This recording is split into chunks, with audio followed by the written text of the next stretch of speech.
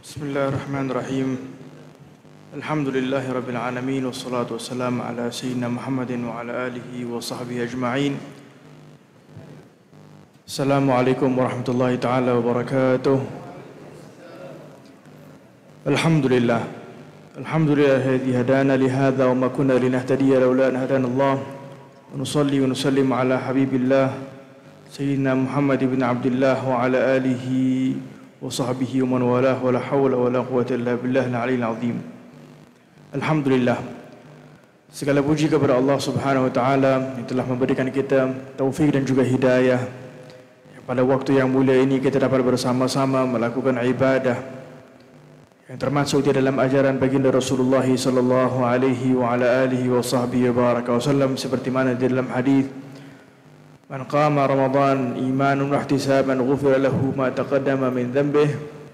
Berkata Rasulullah sallallahu alaihi wasallam, barang siapa yang melakukan qiyam, yang melakukan ibadah di waktu malam bulan Ramadan, maka akan diampuni oleh Allah Subhanahu wa taala segala dosanya yang lalu. Begitu juga baginda Rasulullah sallallahu alaihi wasallam menyebutkan, man shama Ramadan imanan wa ihtisaban ghufira lahu ma taqaddama min dhanbihi. Berkata Rasulullah, barang siapa yang berpuasa bulan Ramadan di dalam keadaan ikhlas kepada Allah Subhanahu wa taala, akan diampuni oleh Allah segala dosanya yang lalu. Dan ini adalah merupakan harapan bagi kita orang yang beriman kepada Allah Subhanahu wa taala. Apabila datang bulan yang mulia ini, bulan yang dimuliakan Allah, bulan yang baginda Rasulullah sallallahu alaihi wasallam memuliakannya, maka dengan itu kita berharap moga-moga ibadah yang kita lakukan menjadi asbab kebaikan kepada kita, menjadi asbab diampuni segala dosa kita oleh Allah Subhanahu wa taala. Apatah lagi kita berada pada malam Jumaah, kita bermohon kepada Allah Subhanahu wa taala moga-moga dikabulkan segala hajat kita, dikabulkan doa kita, amin ya rabbal alamin. Alhamdulillah.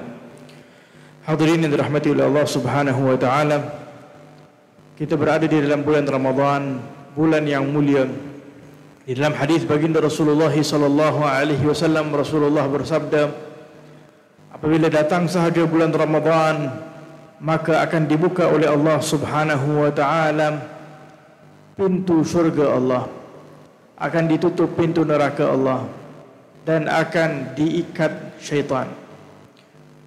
Nabi sallallahu alaihi wasallam mengingatkan kepada kita sebuah hadis yang mulia, yang berkata para ulama di dalam hadis ini, hadis yang sahih ini, kata Rasulullah, pintu syurga Allah dibuka keseluruhannya pada waktu bulan Ramadan, dan pintu neraka Allah ditutup pada bulan Ramadan.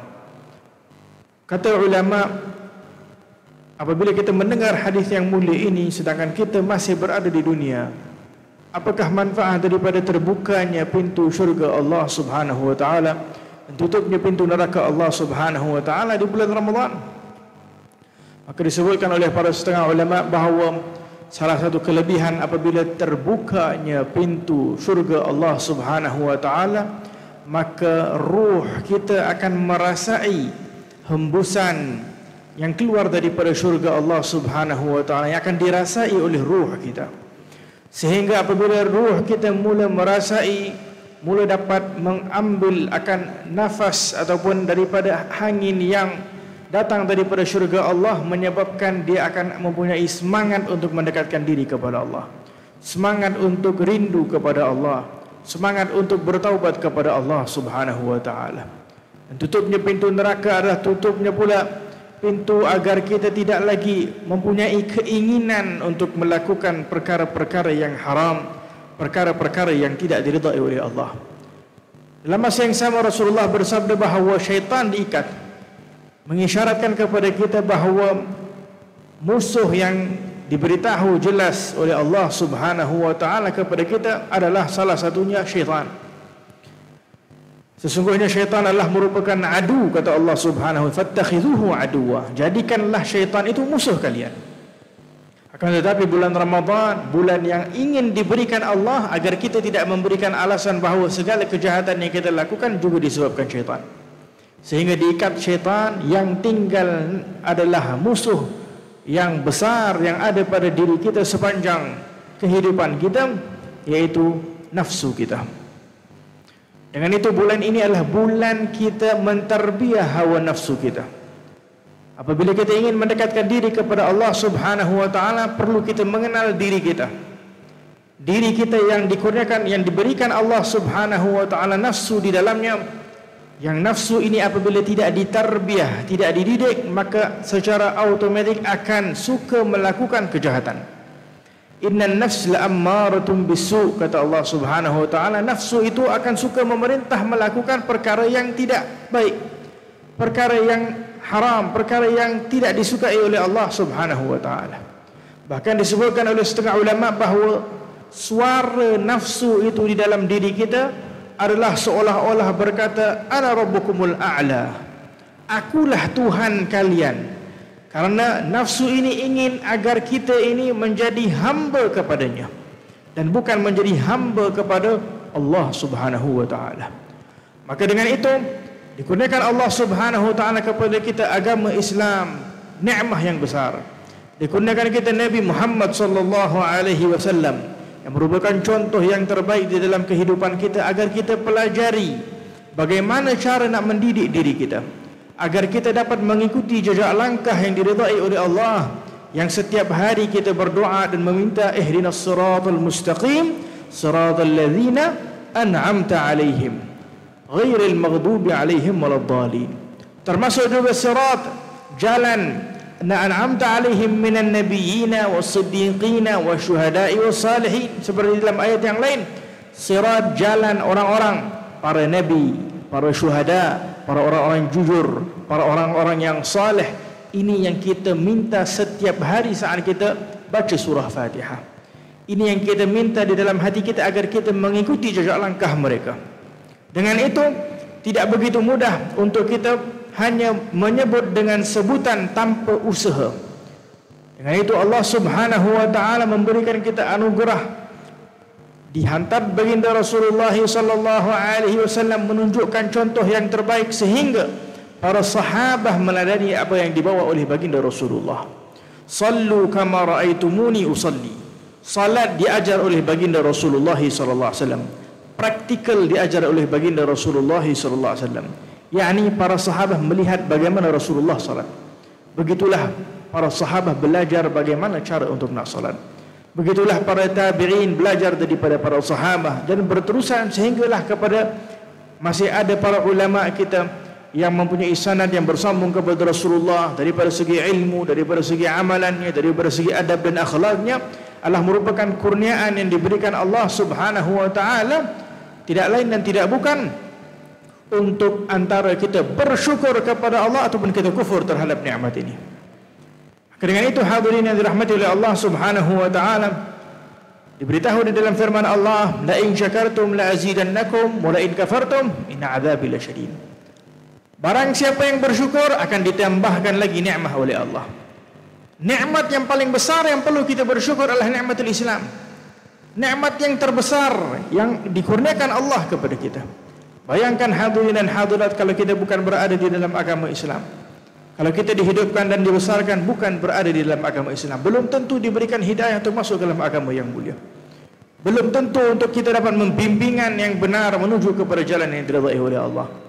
Dengan itu disebutkan suatu ketika seorang ulama daripada Azhar, daripada Mesir, beliau keluar daripada rumahnya ingin untuk salat subuh di masjid. Saat berkeluar daripada rumahnya, tiba-tiba dia melihat seorang Nasrani, seorang Kristian yang keluar juga daripada rumahnya. Maka saat dia melihat orang tersebut, maka dia jatuh pingsan. Apabila disedar daripada pingsan, maka mereka membangunkan, tanya, wahai syekh, wahai alim, apa yang terjadi kepadamu? Dia kata, aku terlihat saat aku nak keluar, nak pergi salat subuh, aku terlihat seorang Nasrani, seorang yang bukan daripada agama Islam keluar, sehingga mengingatkan kepada aku, ya Allah, betapa besarnya nikmat Islam. Kalaulah aku dihidupkan seperti dia, bagaimana agaknya kehidupan aku.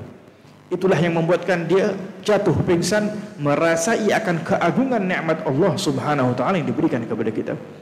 Dengan itu hadirin dan hadirat yang dirahmati oleh Allah, disebutkan oleh ulama, nikmatul Islam kafa biha min ni'mah. Nikmat Islam ini kalau nak dibandingkan dengan segala nikmat yang lain, nikmat Islam itu saja dah mencukupi. Akan tetapi Kerana kita ini mempunyai nafsu, nafsu ini tidak akan pernah merasa puas. Apabila telah pun diberikan nikmatul Islam, maka tidak lagi dia merasai akan nikmatul Islam. Ini suatu perkara yang besar, sehingga diinginkan perkara-perkara yang lain. Walaupun dia dah dikurniakan nikmat yang besar, dia masih merasa tak cukup. Ini tak cukup, itu tak cukup dan sebagainya. Dan syaitan akan sentiasa menakut-nakutkan manusia seperti mana yang disebutkan di dalam firman Allah Subhanahu wa taala. Syaitan ya'idukumul faqr wa ya'murukum bil fahsya. Allah memberitahu sesungguhnya syaitan akan sentiasa menakut-nakutkan kalian, menakutkan, takut miskin, takut fakir, takut itu, sehingga kita ini kadang sampai ke tahap nak suruh solat pun kadang tak solat kerana ditipu oleh syaitan dan sebagainya. Wa ya'murukum bil fahsya. Syaitan ini tujuannya nak menyuruh kita untuk melakukan kejahatan. Akan tetapi di dalam firman Allah, Allah menyebutkan bahawa syaitan ini kaid, kekuatannya itu lemah, yakni dia tak boleh nak merosakkan manusia. Tetapi yang menjadi sebab kita boleh rosak adalah karena nafsu yang ada di dalam diri kita. Syaitan hanya membisik kepada diri kita, membisik kepada hawa nafsu, nafsu yang menggerakkan kita. Maka dengan itu disebutkan di dalam hadis Nabi SAW, syaitan ini boleh ditolak dengan zikrullah.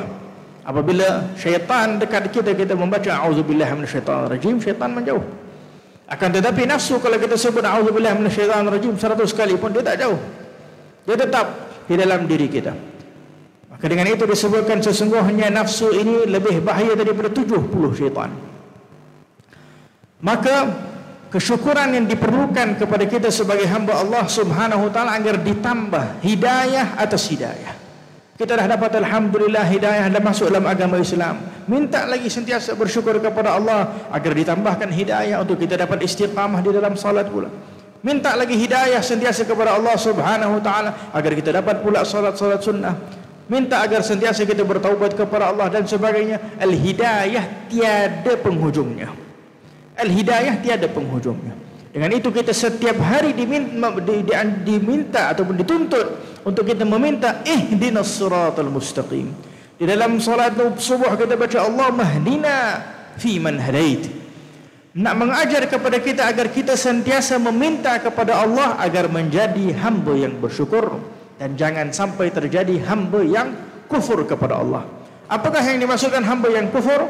Kufur bukan hanya maksudnya adalah kufur yakni keluar daripada agama Islam, tetapi kufur juga termasuk daripada orang-orang yang tidak bersyukur atas nikmat yang dikurniakan Allah Subhanahu wa taala. Hadirin dan hadirat yang dirahmati oleh Allah, kadang bila orang baru masuk Islam, kita tengok bagaimana mereka menghargai agama Islam, bagaimana mereka merasa ya Allah betapa nikmatnya lidah ini mampu menyebut kalimat Allah.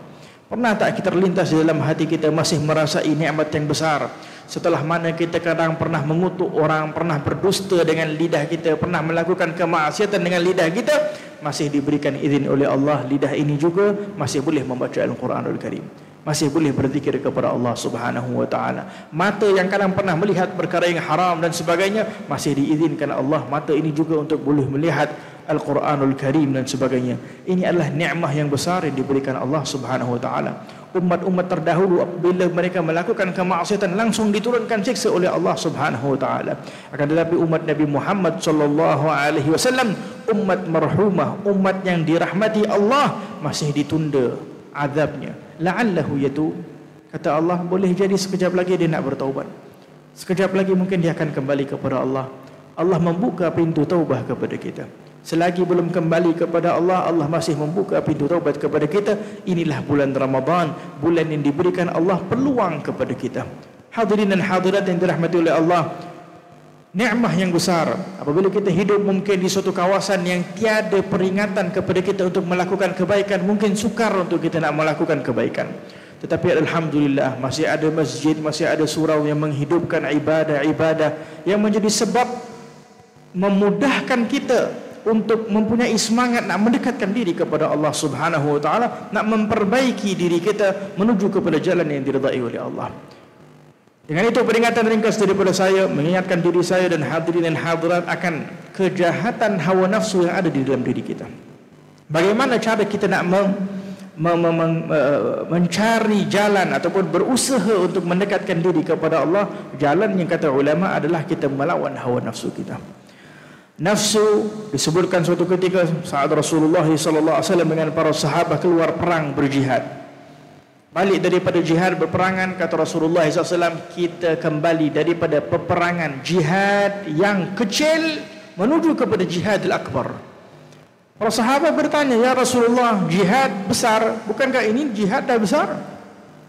Ini jihad kecil, kata Rasulullah. Jihad yang besar adalah jihad melawan hawa nafsu kita. Ini jihad sampai akhir umur kita perlu lawan kepada hawa nafsu. Karena syaitan, seperti mana kita sebutkan tadi, boleh lari bila mana kita berzikir kepada Allah, nafsu tidak akan lari. Dan nafsu, kata Imam Al-Ghazali dalam kitabnya Minhajul Abidin, bahawa lintasan ataupun suara nafsu ni apabila dia ingin sesuatu, dia akan fokus kepada apa yang diinginkan sahaja. Berbeza dengan suara syaitan. Syaitan kalau nak rosakkan kita, dia akan memberikan berbagai macam option kepada kita untuk melakukan kejahatan. Yani syaitan akan suruh kita buat maksiat tertentu. Kita tak mahu buat maksiat tertentu itu, dia bagi choice yang lain. Dia bisik pula syaitan, engkau tipulah dia, tak boleh tipu, engkau kutuk dia lah, engkau tak boleh kutuk, engkau mengumpat dia lah, dan sebagainya berterusan. Kerana tujuan syaitan nak rosakkan kita. Tapi nafsu berbeza. Nafsu dia hanya akan ingin yang satu saja. Kalau dia nak dosa yang itu, bermakna itulah. Bagilah dia benda lain, dia tidak akan puas selagi dia belum mendapat apa yang diinginkannya. Maka dengan itu, para orang-orang salihin mendapat kedudukan yang tinggi di sisi Allah kerana mereka dapat mengawal hawa nafsu. Disebutkan oleh ulama, barang siapa yang nafsunya mengawal akalnya, mengawal dirinya, maka dia ini lebih teruk daripada al-bahaim, lebih teruk daripada binatang. Karena binatang tidak diberikan akal oleh Allah, diberikan nafsu. Akan tetapi kita diberikan akal dan juga nafsu. Para malaikat diberikan akal, sentiasa beribadah kepada Allah Subhanahu wa taala, tetapi tiada nafsu.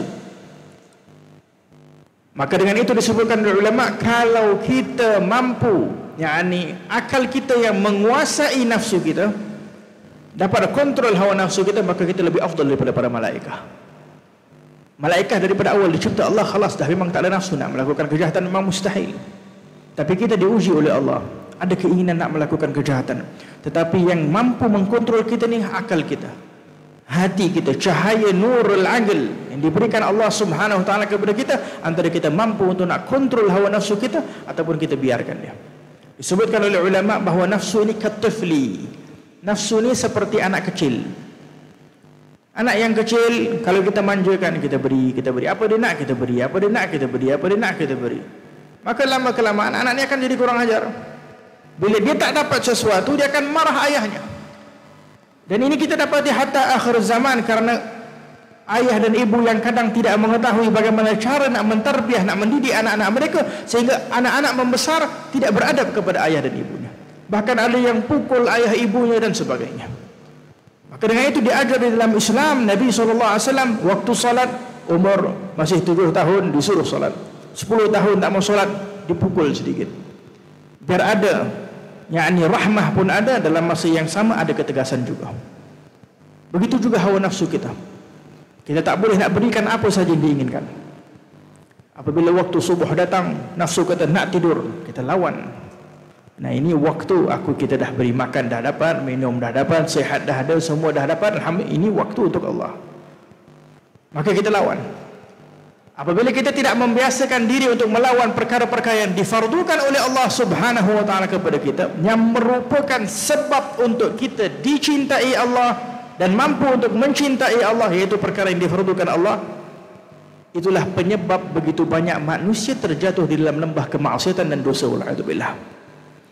Karena disebutkan dalam firman Allah, innas salah tanha 'anil fahsya'i wal munkar.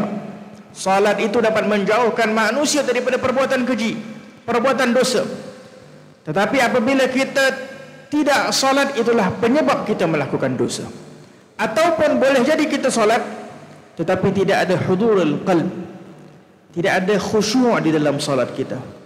kita melambat-lambatkan solat fardu tanpa ada sebab tertentu, kita meremehkan, tidak menganggap mulia, tidak menganggap agung, maka hati kita akan sentiasa terikat dengan perkara-perkara yang hina, perkara-perkara yang tidak mempunyai apa-apa nilai di sisi Allah. Kerana kalau kita beritahu raja nak jumpa kita pukul 3, maka kita tidak akan datang pukul 3:30. Kita akan mempersiapkan diri mungkin seminggu sebelum pukul 3 tu. Tetapi begitulah as-salah yang merupakan waktu untuk kita berjumpa Allah Subhanahu wa taala. Setiap hari 5 waktu dibuka pintu oleh Allah untuk kita berjumpa dengan Allah, untuk kita bercakap dengan Allah Subhanahu wa taala. Keadaan orang salihin sebelum waktu salat, mereka dah duduk di masjid, mereka dah duduk di surau. Kerana apa? Merasa inilah waktu untuk aku nak bercakap dengan Allah. Khalas, dunia semua letak tepi. Keadaan inilah yang menyebabkan hati mereka mampu mengagungkan apa yang diagungkan Allah, mampu mengagungkan pula apa yang diagungkan oleh baginda Rasulullah sallallahu alaihi wasallam. Apabila perkara fardu kita tak dapat lakukan, kita tak dapat mengagungkan, maka alhamdulillah masih ada peluang. Sepanjang tahun kita tak pernah dekat masjid, sepanjang tahun kita tak pernah solat, paling kurang bulan Ramadan kita tengok orang-orang banyak pergi ke masjid, pergi ke surau, ambillah kesempatan peringatan daripada Allah untuk kita perbaiki diri kita. Kerana bulan Ramadan ini seperti mana kita sebutkan bulan pemberian, sehingga disebutkan dalam setengah hadis, salat fardunya kita pahalanya seperti seolah-olah kita salat 70 kali salat fardu. Dan pahala sunnah pula sama, salat sunnah pula pahalanya seolah-olah seperti mana kita salat fardu. Berkata para sahabat, salah seorang salafun salihin, satu tasbih kita lakukan, subhanallah, kita sebut di dalam bulan Ramadan sama macam 1000 kali tasbih di luar bulan Ramadan. Karena ini bulan pemberian. Apatah lagi kalau orang itu istiqamah, kalau dikurniakan Allah Lailatul Qadar, dia beribadah di pada malam Lailatul Qadar yang mana akan mengambil 80 tahun lebih ibadah di dalam kehidupan, akan diampuni segala dosa oleh Allah Subhanahu wa taala. Maka peluang yang besar yang diberikan Allah Subhanahu wa taala kepada kita. Tapi peluang-peluang yang besar yang diberikan Allah, apa yang perlu kita lakukan? Kita lawan hawa nafsu kita. Walladzina jahadu fina lanahdiyannahum subulana, kata Allah, barang siapa yang bermujahadah, berusaha melawan hawa nafsu, ingin untuk mendekatkan diri kepada Allah, janji daripada Allah, walladzina jahadu fina, kami akan berikan dia petunjuk, kami akan membimbingnya kepada jalan kami. Ini janji daripada Allah. Yang diperlukan daripada kita hanya usaha. Usaha dengan niat yang betul, maka baki al-hidayah daripada Allah Subhanahu wa taala. Kerana itu hadirin dan hadirat yang dirahmati oleh Allah Subhanahu wa taala, kalau nafsu kita masih menyuruh kita untuk melakukan kejahatan, maka kata ulama, nafsu ini satu saja yang boleh membuatkan dia ini takut, yaitu ingatkan dia akan kematian. Sentiasalah ingat bahawa diri akan kembali kepada Allah. Karena nafsu ini dia tak mau mati, dia nak kita hidup terus. Ini yang terjadi kepada Firaun ini, dia mengaku dirinya Tuhan, dah dikuasai oleh hawa nafsunya, khalas, seumur hidup aku adalah Tuhan. Akan tetapi seseorang yang hamba kepada Allah Subhanahu wa taala, dia tahu bahawa dia akan kembali kepada Allah. Apabila dia tahu dia akan kembali kepada Allah Subhanahu wa taala, pengetahuan tersebut adalah nur, cahaya daripada Allah, sehingga disebutkan dalam hadis Nabi sallallahu alaihi wasallam, inna nur idza dakhala al-qalb infasaha lahu al-sadr wa insyarah.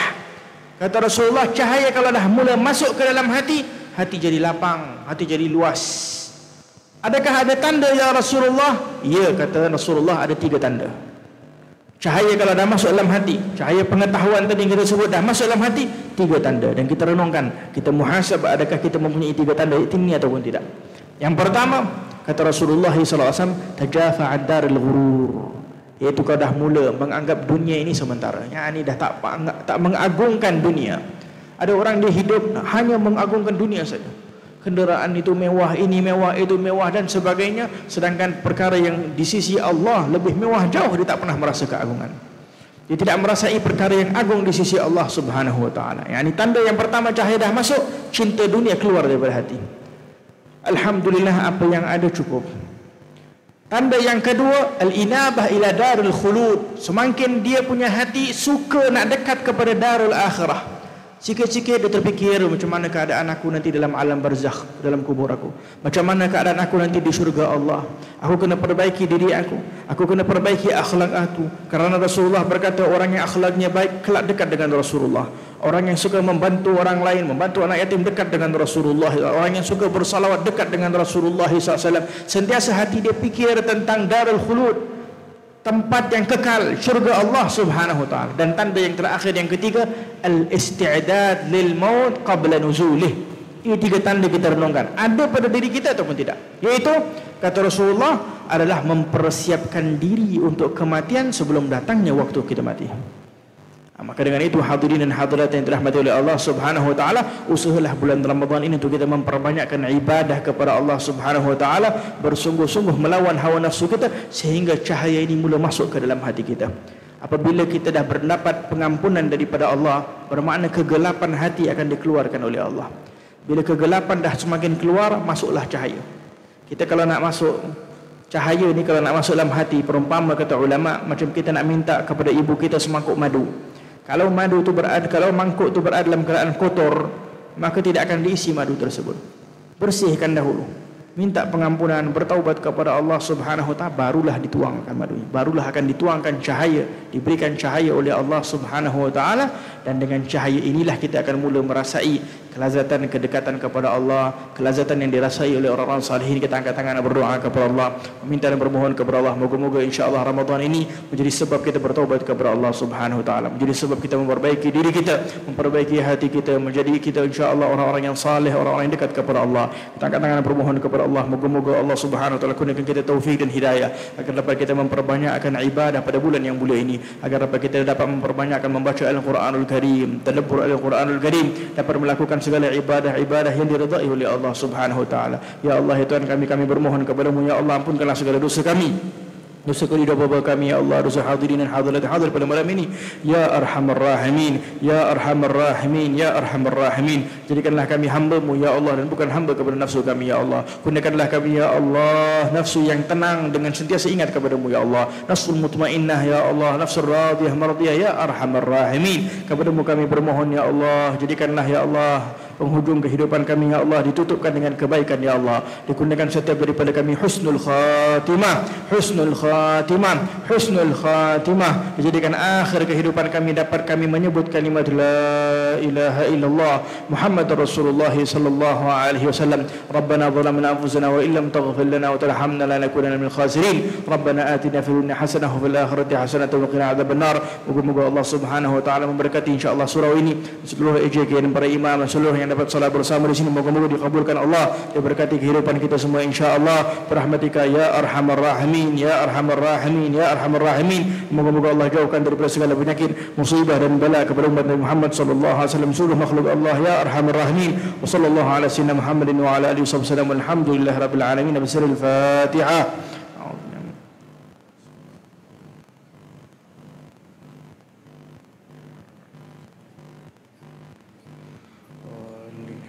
تقبل الله منا ومنكم.